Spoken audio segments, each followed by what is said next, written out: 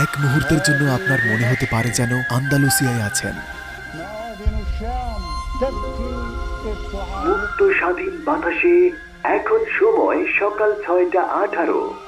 আমরা দামেস্কের দিকে যাচ্ছি। আমরা এখন দামেস্কের পথে। ইতিহাসের সূচনা কাল থেকে এটি বিশ্বের মানচিত্রে একটি অন্যতম কেন্দ্রবিন্দু হয়ে আছে। মানুষ খুব খুশি, তারা যেন এমন এক কারাগারে ছিল যেখানে ঘুরে বেড়ানো নিষিদ্ধ ছিল। এটাই দামেস্ক, বিশ্বের প্রাচীনতম জনবসতি। আমি দামেস্কে। যদিও এখন আমরা দামেস্কে এসে পৌঁছেছি এবং দামেস্কের রাস্তায় হাঁটছি, কিন্তু এখনো আমার বিশ্বাস হচ্ছে না। দামেস্কে পালিয়েছে। আল আসাদ 1000 গাড়ি। দামেস্কে স্বাগতম। ইমান আর গৌরবের দামেস্ক, আলেপ্পো, হামা, হোমস, ইদলিব, লতাকিয়া এবং তার্তুস, এই শহরগুলোর কথা আমরা সারা জীবন শুনেছি, কিন্তু কখনো আসতে পারিনি। মুক্ত সিরিয়া, যেখানে জনগণ স্বাধীনতা ও মর্যাদা ভোগ করে। আমরা এখানে থাকি, তা কেউ বিশ্বাস করতে পারে না। সিরিয়া ফিরে এসেছে। একটি পরিবার ও একনায়কতন্ত্রের প্রায় 60 বছরের একটি জঘন্য রাজত্ব, যা ধ্বংস, বাস্তুচ্যুতি আর অবর্ণনীয় নির্যাতনের উপর টিকে ছিল, অবশেষে এলো এক গৌরবময় বিজয়। আর এই বিধ্বংস সিরিয়া ঘুরে দেখার এখনই সময়। শান্তি ফিরে এসেছে, সিরিয়া আবার আমাদের। এই এপিসোডে আমরা প্রাসাদ এবং কারাগারগুলি ঘুরে দেখব, সিরিয়ার শহরগুলি ঘুরে দেখব, জানবো এখানে গুলি আছে এক চূড়ান্ত মুক্তিযুদ্ধ যা 11 দিন স্থায়ী হয়েছিল এবং এক বিন্দু রক্ত ছাড়াই দামেস্কে মুক্ত করা হয়।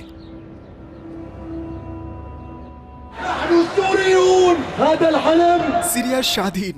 এই যুদ্ধের নেতা এবং কমান্ডার আহমেদ আল সারার সাথে একান্ত সাক্ষাৎকারে আজ আমরা কথা বলবো। কাউকে জোর করে তার বাড়ি থেকে তাড়িয়ে দেওয়ার শাস্তি কি জানেন? আমরা এই দেশ আবার একসাথে গড়ে তুলবো।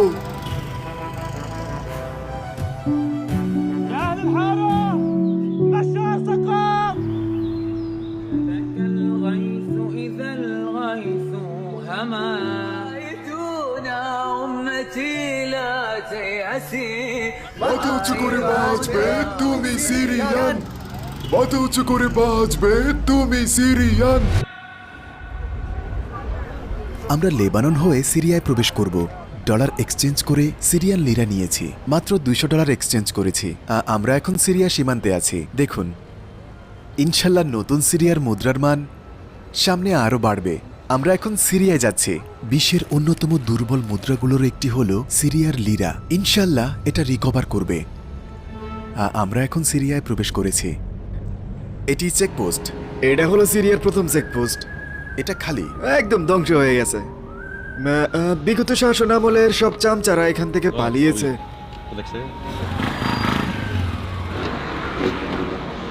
একটি নতুন সিরিয়া তৈরি করার জন্য তারা রাস্তাঘাট আর চেকপোস্টগুলো পরিষ্কার করছে। আমরা এখন যাচ্ছি দামেস্কে, প্রায় পৌঁছে গেছি। যাওয়ার পথে আমরা এই ট্যাঙ্কগুলি দেখলাম, সৈন্যরা এটি রেখেই পালিয়েছে।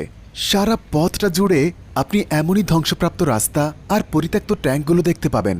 দামেস্ক পর্যন্ত যেতে এমন অনেকগুলো চেক পয়েন্ট ছিল। ওনারা বলছেন এটি ছিল সিরিয়ার সবচেয়ে ভয়ানক চেকপোস্ট। অবশ্য এখানে এখন কেউ নেই। দামেস্কের এই খুশির বন্যার সাথে সমস্ত আরবও আনন্দিত। আপনি কি খুশি? অনেক খুশি।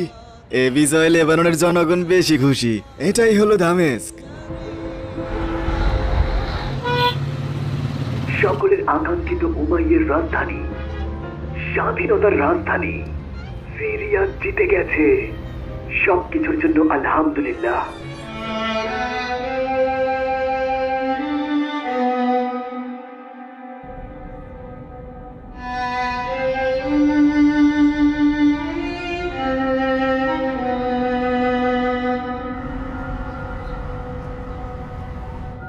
আমরা দামেস্ক থেকেই শুরু করব, যেখানে উমাইয়াদের জন্ম। আর আমরা উমাইয়া মসজিদ থেকে শুরু করব। এটা উমাইয়া রাজ্যের সবচেয়ে বড় প্রতীক।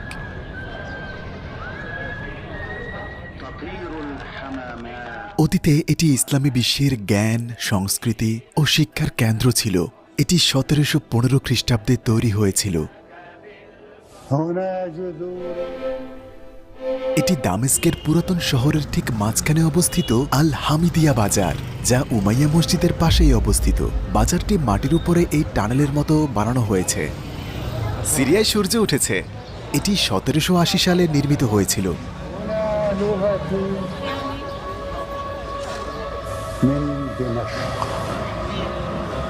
এখন আমরা দামেস্কের সবগুলো প্রাসাদ ঘুরে দেখব। সে প্রায় 1300টি গাড়ির মালিক ছিল।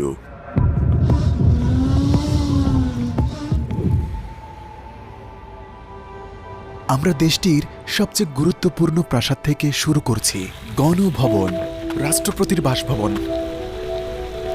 শহর অতিক্রম করে দামেস্কের একটি পাহাড়ের উপরে এই প্রাসাদের অবস্থান।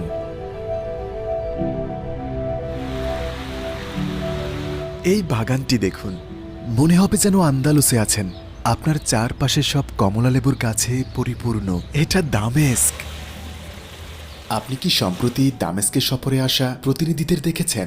তারা এই প্রাসাদে এসেছিল। এটা হলো গণভবন। দেখুন বাইরে থেকে দেখতে কেমন, আর এটা হলো ভেতরটা। এটা জাপানিজদের দ্বারা তৈরি। তিনিই মহিমান্বিত আল্লাহ, যিনি সময়কে পরিবর্তন করেন। মাত্র 1 মাস আগে ক্ষমতাচ্যুত প্রেসিডেন্ট বাশার আল আসাদ এই দরজা দিয়ে প্রবেশ করত। সে এখানে বসত।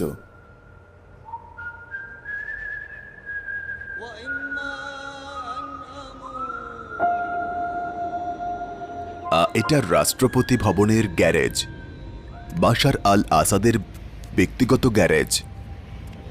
এই দিকেরটা তার ভাই মাহেরের গ্যারেজ। বাশারের গ্যারেজটা ওইদিকে, তার বোনেরটাও। এটা মূলত পারিবারিক গ্যারেজ। এখানে তার একার 1330টি গাড়ি আছে। এই গাড়িগুলো কিন্তু একটাও অফিসিয়াল ব্যবহারের জন্য নয়। মনে হতেই পারে এগুলো রাষ্ট্রপতির গাড়ি বহরে ব্যবহৃত হয়, কিন্তু না, কোনোটাই অফিসিয়ালি ব্যবহার হতো না, এমনকি গেস্টদের জন্যও না। 100 বছরেরও বেশি পুরনো অ্যান্টিক গাড়িও কিন্তু এখানে আছে। 110 বছর বয়সী রোলস রয়েসের মতো আর্লি এডিশনের গাড়িও আছে, জাগুয়ারও আছে, এমনকি বুগাটিস, ফেরারিস, ক্যামরিস। এগুলো কিন্তু রাষ্ট্রপতির কনভয়ের নয়, শুধুমাত্র তার ব্যক্তিগত বা শো অফের জন্য। এই গাড়িটি কিভাবে কাস্টমাইজ করা হয়েছে দেখুন, একেবারে স্বর্ণ দিয়ে সাজানো। সেগুলো কিভাবে কিন্তু জনগণকে নিঃস্ব করে তাদের টাকা এসব কিন্তু। আমি ব্রিগেডিয়ার জেনারেল ফাদি, সিরিয়ার জেনারেল ট্রাফিক পুলিশ অ্যাডমিনের পরিচালক। আমি এখন ক্ষমতাচ্যুত প্রেসিডেন্টের গাড়িতে আছি, দামেস্কিয়ান স্টাইলে ডিজাইন করা। তার জন্য বিশেষভাবে ডিজাইন করা গাড়িগুলোর এটি একটি। মনে হয় পৃথিবীতে এটাই স্বর্ণ দিয়ে মোড়ানো এই ব্র্যান্ডের একমাত্র গাড়ি। এটি একটি মডার্ন ক্লাসিক গাড়ি। এর নাম বিসিসি ভিনটেজ। বিলাসবহুল যানবাহন তৈরিতে এক্সপার্ট একটি রাশিয়ান কোম্পানি এই গাড়িটি বানিয়েছে। এটা বুলেট প্রুফ।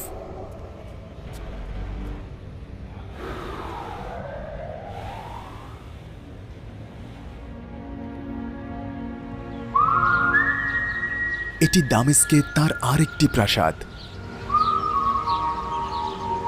দ্বিতীয় দিনে আমরা এখান থেকে আপনি পুরো দামেস্ক দেখতে পারবেন।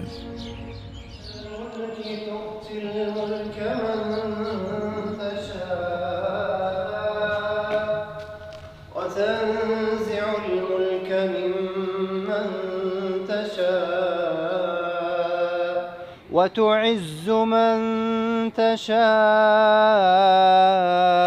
وتذل من تشاء بيدك الخير إنك على كل شيء قدير। এখন আমি তার প্রাসাদের ছাদের উপর দাঁড়িয়ে আছি। ওই যে ওখানে আগে রকেট লঞ্চার ছিল। সাধারণ মানুষকে কখনো কাসিউন পর্বতে উঠতে দেওয়া হয়নি। বাশার আল আসাদের প্রাসাদের ছাদে আছি। এটা কি ভাবা যায়?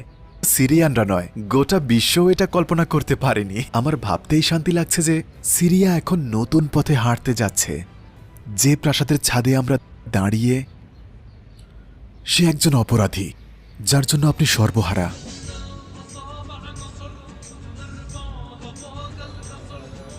দামেস্কে এগুলো সব সামরিক ব্যারাক ছিল এবং তার আন্ডারে ছিল। ওই পুরো কাসিয়ানো পর্বতটা তার দখলে ছিল, কেউ সেখানে যেতে পারতো না।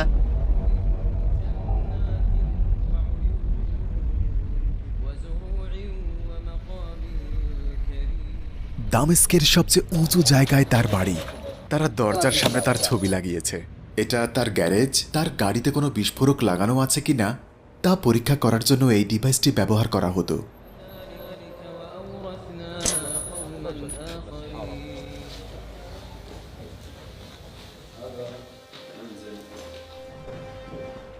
আমরা এখন তার বাড়িতে এসেছি। সে রাশিয়ায় পালিয়ে যাওয়ার পর লোকজন এখানে এসে হামলা চালায়। একসময় তার কারণে লাখো সিরিয়ান সমুদ্র পাড়ি দিয়ে ইউরোপে আশ্রয় নিয়েছিল।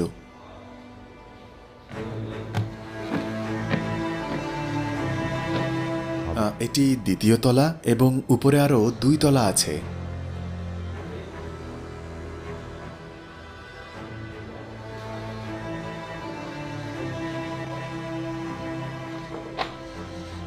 দেখুন,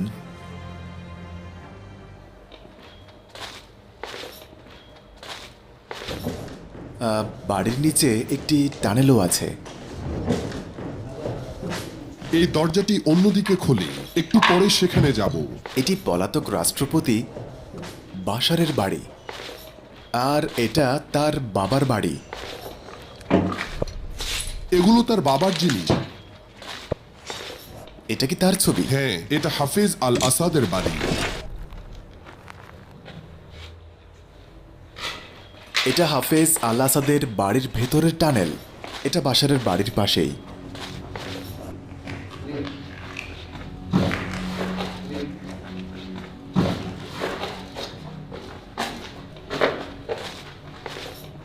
এখন আমরা টানেলের ভেতরে আছি। এখানে এগুলো কিসের চিহ্ন? এখানে টানেলের রুটের জন্য এই চিহ্নগুলো আঁকা হয়েছে।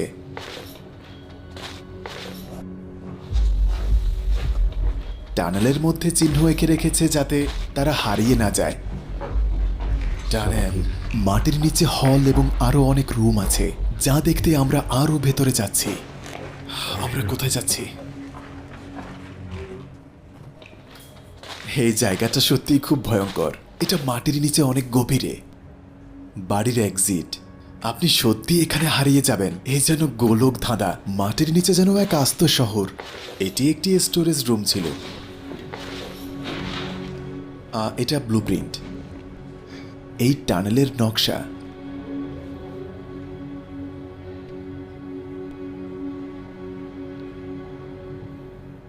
এটা আন্ডারগ্রাউন্ডে। এখানে বিছানাও আছে। এই দিকটায় আরো বিছানা আছে। এটা হলো power supply, air condition unit. মাটির এত নিচে তারা কিভাবে এই মেশিনগুলো ম্যানেজ করত? 8 নম্বর দরজা, যাতে আপনি হারিয়ে না যান।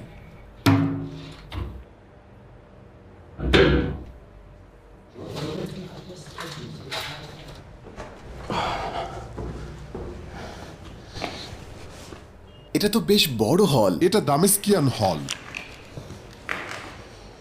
আমরা টানেল দিয়ে প্রবেশ করে অন্য একটি বিল্ডিং দিয়ে বেরিয়ে পড়লাম। এটা দামেস্কিয়ান হল। এই হলটি আসলেই বিশাল।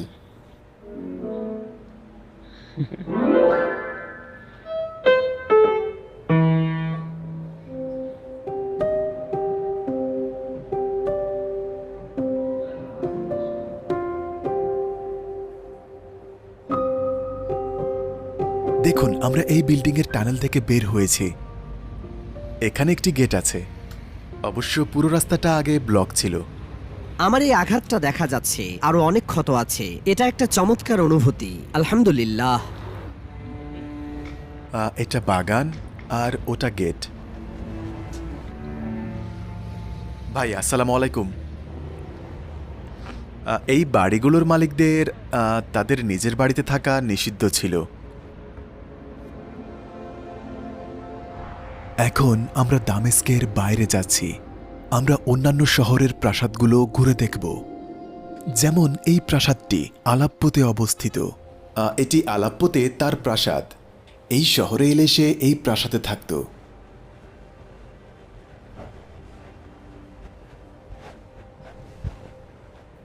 চলুন উপরে যাই। وكل دروب الحب توصل إلى حلب আসাদ বিরোধী বিদ্রোহীরা আলাপ্পোতে আসার পর এই প্রাসাদে প্রথম প্রবেশ করেছিল। দখলে নেওয়া এটিই ছিল প্রথম শহর। এটা হলো বেডরুম।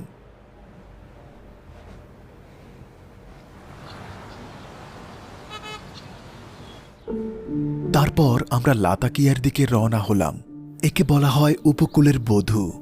এখানে আরেকটি প্রাসাদ আছে সমুদ্রের কোল ঘেঁষে। এখানে মোট 3টি প্রাসাদ আছে। আল সারুদ। এখন প্রাসাদের ভিতরে এখন লাতাকিয়ায় বাশার আল আসাদের প্রাসাদে আছি। এটি 3টি প্রাসাদ নিয়ে গঠিত। সমুদ্রের ধারে। হ্যাঁ, এবং একটি মেরিনা এবং একটি হেলিপ্যাডও আছে। আপনি ভিতরে হারিয়ে যেতে পারেন। গাছের মাঝে হারিয়ে যাবেন। প্রাসাদের ভিতরেও। লাতাকিয়াতে স্বাগতম। প্রিয় জো, বাশারের প্রাসাদ থেকে আপনাকে কিছু দেই। এটি তানজারিনা সাইট্রাস চাষের জন্য বিখ্যাত। এই দেশের মানুষের 3 প্রাসাদের বাগান থেকে তানজারিনা। যেন বাশারের মতোই খারাপ। আমরা প্রাসাদের উপর বিজয় চিহ্ন এঁকেছি। আলহামদুলিল্লাহ। এটাকে লেবো বলে।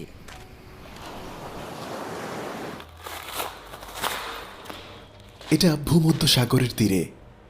আমরা আলেপ্পো এবং দামেস্কে যতগুলো প্রাসাদ দেখেছি তার মধ্যে প্রাসাদটি সবচেয়ে বড়। এখানে 100-রও বেশি মানুষকে হোস্ট করা যাবে। আর এটা উপকূল বরাবর প্রসারিত।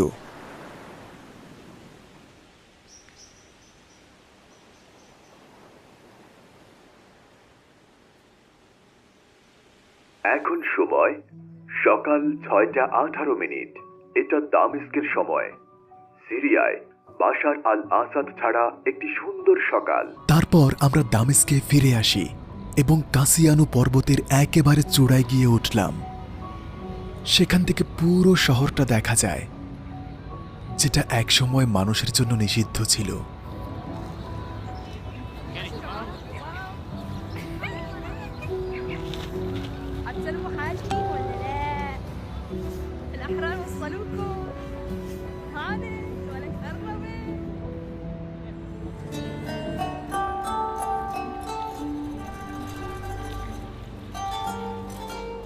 এই হোটেলে চাইলে আপনি থাকতে পারবেন। দামেস্কে এলে সত্যিই আপনার অনেক ভালো লাগবে। দামেস্ক নিয়ে আপনার চিন্তাগুলো অবশ্যই কমেন্ট করে আমাকে জানাবেন। এটি দামেস্কের একটি পুরনো বাড়ি। দামেস্কে দেখুন। হ্যাঁ, মনে হচ্ছে যেন কোনো সিরিয়ান টিভি শোতে আছি। ও আপনাকে কফিও পরিবেশন করবে। আমরা এখানে একটা রুম নেব আর শান্ত পরিবেশে ঘুমাবো। এই যে দেখুন দেখুন দেখুন, চমৎকার। ও আল্লাহ, দেখুন দামেস্ক, স্বাধীন সিরিয়া। এটা ভাবা যায়। সত্যি অসাধারণ। তারা আমাদের বলেছিল এই বাড়িটি 300 বছরের পুরনো এবং এটি যে জমিতে নির্মিত হয়েছে তার বয়স 6000 বছর।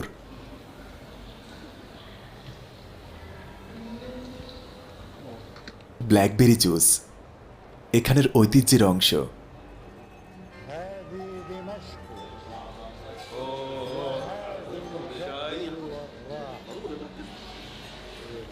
সিরিয়ার ক্যামেরা স্বাধীন। ভি দেখাও। ক্রিমের সাথে এটি লাভ নিয়ে। তাহলে প্রবাসী ও পর্যটকরা কবে ফিরতে শুরু করবে? দামেস্কে স্বাগতম। আমরা এয়ারপোর্ট গেটে আছি। এটি সবার জন্য আবার নতুন করে খোলা হবে। নতুন সিরিয়া আজ মুক্ত। দামেস্ক আন্তর্জাতিক বিমানবন্দর। আপনি শীঘ্রই সিরিয়ার সবাইকে ফিরে আসতে দেখবেন। আমরা দামেস্ক আন্তর্জাতিক বিমানবন্দর ঘুরে দেখেছি।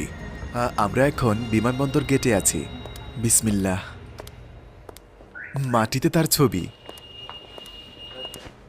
এটা passport control area, VIP lounge.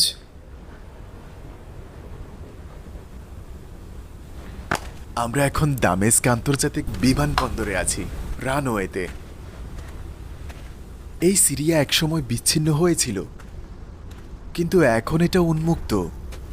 সিরিয়ার পাসপোর্ট আরো শক্তিশালী হবে ইনশাল্লাহ, আর তারা বিশ্বভ্রমণ করবে। বর্তমানে এটি বিশ্বব্যাপী দুর্বল পাসপোর্টগুলোর মধ্যে একটি।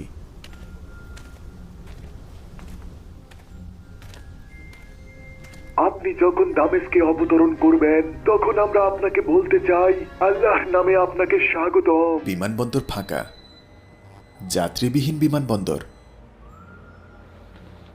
দেখুন বিমানবন্দরে বিড়াল।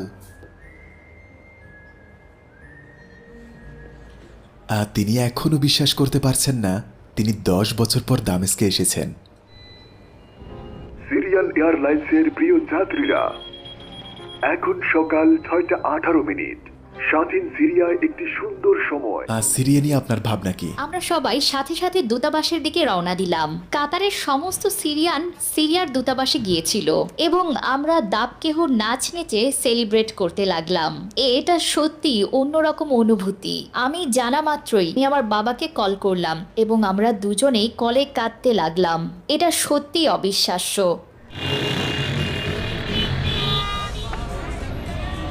সবাই সেলিব্রেট করছে। পুরো সিরিয়ার সাথে আজ আরব বিশ্ব খুশি। এটি সিরিয়ার সবচেয়ে বিখ্যাত স্কোয়ার। প্রতি শুক্রবার বিজয় উদযাপন করতে সবাই এখানে জড়ো হয়। সিরিয়া স্বাধীন, অবশেষে রাজধানী স্বাধীন।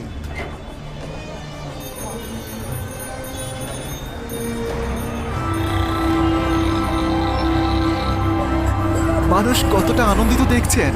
এটি মোটেও সাধারণ দিন নয়। পুরো সিরিয়া নতুন সাজে সেজেছে।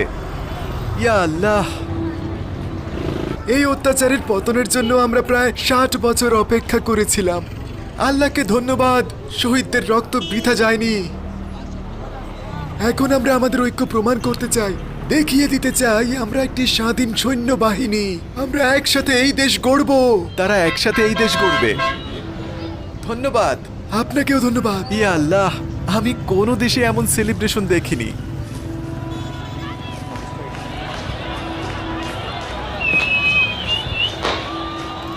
বিভিন্ন দেশ থেকে মানুষ আসছে, সবাই সেলিব্রেট করছে।